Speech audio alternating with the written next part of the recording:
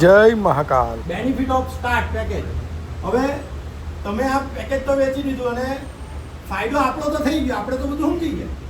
બીજો કોનો થાય છે જે મેં તમને સમજાવ્યું તેમ કે કાઉ ફૂડ એટલે કે ગાયોને સારી રોટલી ખાવાનું ચારો એ બધું આપણે જે આ બધું વેચાય એટલે આપણે બી ત્યાં પૈસા આપીએ સંસ્થાઓને, એટલે ત્યાંથી એ લોકોને બી સારો ખોરાક મળતો થાય એટલે એ લોકોને બી સહાય ચાલુ થઈ ગઈ ને સારી એવી.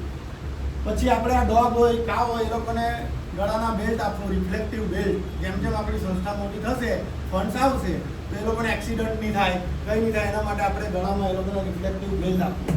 એ બેલ્ટ બી અમે તમને આપશું, એવો પ્લાનિંગ છે કે અમે તમને આપશું અને જે આપણા સંસ્થાના મેમ્બર્સ હોય તેના સુધી પહોંચે અને આપણા નજીકના આસપાસના વિસ્તારોમાં આવા બધા રસ્તે રજડતા ગાયો અને કૂતરાઓ હોય એને આપણે પહેરાવવાનું આપણા હાથથી, એટલે તમે જ એની સેવા પણ કરશો. બરાબર છે.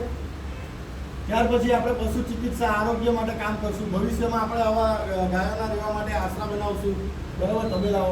અને આ જે મેં તમને સમજાવી ચૂક્યો છે, જો તમે કેટલી બધી પ્રોડક્ટો બને છે. મૂર્તિઓ પણ ગાયોના છાણમાંથી બને છે, ઘડિયાળ પણ બને છે.